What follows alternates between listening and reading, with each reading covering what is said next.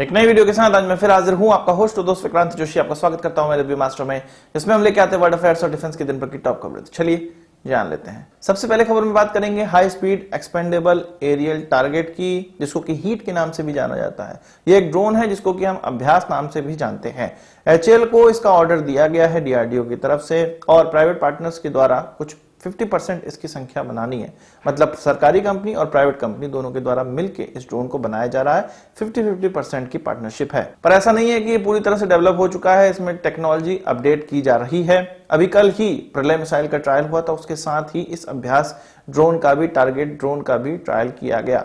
ये कहा जा रहा है कि बेंगलुरु की एक प्राइवेट कंपनी है जिसके द्वारा डेटा लिंक बनाया गया है, इंडिजिनस डेटा लिंक है, उसका ट्रायल करने के लिए ही इस पूरे के पूरे ड्रोन का ट्रायल किया गया।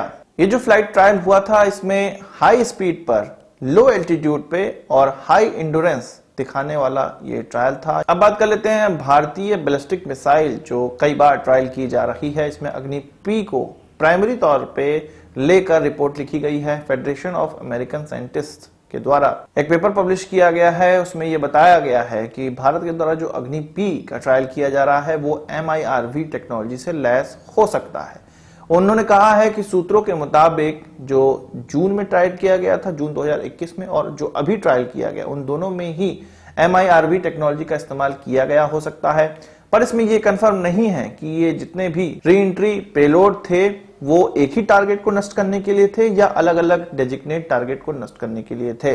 उन्होंने ये भी कहा कि भारत की जो अग्नि 5 है उसका भी अभी कुछ दिनों पहले फुल कैपेबिलिटी के साथ टेस्ट किया गया है, और उन्होंने 2013 में हमारे डीआरडीओ के चीफ का उस बयान का भी जिक्र किया है जिसमें कि उन्होंने कहा था कि हमारे पास MIRV टेक्नोलॉजी वाले पूरे बिल्डिंग ब्लॉक हैं, हमारे पास अग्नि 5 जैसे इंटरकॉन्टिनेंटल बैलिस्टिक मिसाइल बनाने के लिए सारे बिल्डिंग ब्लॉक हैं और उनका इस्तेमाल हम कभी भी कर सकते हैं। तो उसको भी कोट करते हुए उन्होंने कहा है कि इस अग्नि 5 को भी MIRV टेक्नोलॉजी से लैस करके ट्रायल किया गया हो सकता है। ये तो रही कि जानकारी की बात, ऊपर से उन्होंने अपना हिपोक्रेसी भी दिखाई है अमेरिका के द्वारा या अन्य कंट्रीज के द्वारा। अगर इस प्रकार के मिसाइलों को ट्रायल किया जाए तो वो उसकी टेक्नोलॉजी गिनाने लगते हैं, पर भारत के केस में उन्होंने कहा कि इस प्रकार के जो ट्रायल हैं वो इस क्षेत्र में ये प्रॉब्लम क्रिएट कर देंगे, ये संशय बना देंगे कि भारत की जो नो फर्स्ट यूज पॉलिसी है वो क्या सही में काम करेगी। भारत हमेशा ये कहता है कि नो फर्स्ट यूज पॉलिसी का हम लोग पालन करेंगे, पर इतने प्रकार के जो बैलिस्टिक मिसाइल भारत के द्वारा डिजाइन कर लिए गए हैं, बना लिए गए हैं, वो ये दर्शाती है कि भारत कभी भी इनका इस्तेमाल कर सकता है। इससे साफ साफ पता चलता है कि वेस्टर्न वर्ल्ड इसलिए परेशान है कि भारत सोफिस्टिकेटेड टेक्नोलॉजीज अब प्राप्त कर रहा है, डेवलप कर रहा है, उनका ट्रायल कर रहा है। उन्होंने कहा कि डीआरडीओ ऐसे सिद्धांत पर काम कर रहा है जिसमें कि पहले मिसाइल डेवलप कर ली गई और अब पुरानी मिसाइलों में भी टेक्नोलॉजी का अपग्रेडेशन किया जा रहा है। इसको बैकवर्ड इंटीग्रेशन ऑफ टेक्नोलॉजी कहा जाता है। मतलब अब पीछे की तरफ हम बढ़ रहे हैं और उनमें टेक्नोलॉजिकली एडवांसमेंट ला रहे हैं। तो हमारे कॉम्पिटिटर जल रहे हैं, वेस्टर्न वर्ल्ड जल रहा है, तो ये हमारे लिए बहुत अच्छी बात है। वहीं पाकिस्तान में भी संशय बना हुआ है। पाकिस्तान की एक अलग ही रोना है, उनके वहां तो स्पेस की टेक्नोलॉजी का डेवलपमेंट तो नहीं हो रहा। वो भारत में जो प्राइवेट सेक्टर के द्वारा स्पेस टेक्नोलॉजी का जो डेवलपमेंट है, और हम देख रहे हैं कि प्राइवेट पार्टनर्स के द्वारा भी आगे चल के अब रॉकेट लॉन्च किए जाएंगे। तो पाकिस्तान का ये कहना है कि इतने तरह की कंपनियां अगर प्राइवेटली भारत में हो जाएंगी तो उनके द्वारा बैलिस्टिक मिसाइल का निर्माण करना और उसका असेंबली करना बहुत ज्यादा आसान हो जाएगा, और कम से कम समय में वो ज्यादा से ज्यादा इस प्रकार की मिसाइलें बना पाएंगे। ये चीज पाकिस्तान के नेशनल डिफेंस यूनिवर्सिटी के द्वारा पब्लिश की गई है। उनका कंसर्न सही है। कभी भी जो रॉकेट बनता है वही बैलिस्टिक मिसाइल की भी टेक्नोलॉजी देता है। अगर किसी के पास बैलिस्टिक मिसाइल है तो वो रॉकेट की टेक्नोलॉजी डेवलप कर सकता है, अगर रॉकेट की टेक्नोलॉजी है तो बैलिस्टिक मिसाइल भी डेवलप कर सकता है।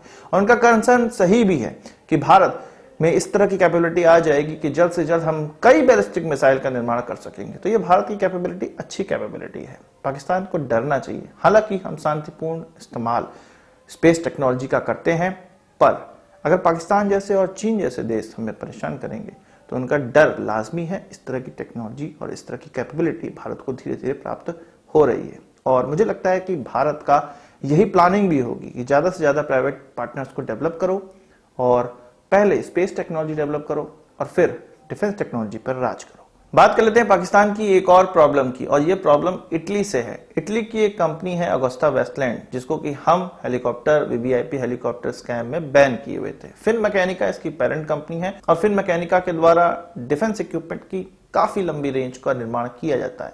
इनमें टॉर्पीडो भी शामिल है। ब्लैक शार्क टॉर्पीडो का नाम आपने सुना ही होगा, ब्लैक एरो टॉर्पीडो भी है, जो कि छोटी दूरक की मारक क्षमता वाली कुछ 14 से 15 किलोमीटर तक की मारक क्षमता वाली एक टॉर्पीडो है, जिसको कि सरफेस वेसल्स के द्वारा लॉन्च किया जा सकता है, मतलब वॉरशिप के द्वारा लॉन्च किया जा सकता है किसी सबमरीन को हिट करने के लिए।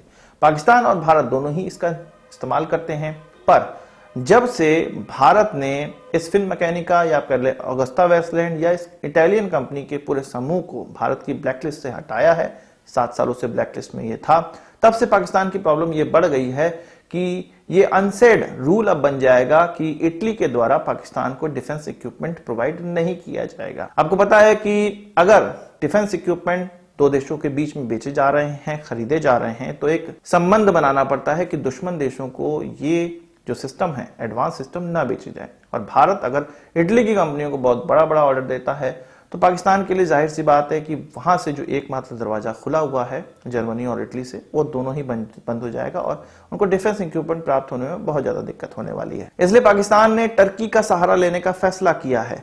एसफेट एक कंपनी है जो कि टर्किश कंपनी है, सरकारी कंपनी है उनको 8 ये जो ब्लैक एरो टॉर्पीडो है उनका कॉन्ट्रैक्ट दिया गया है।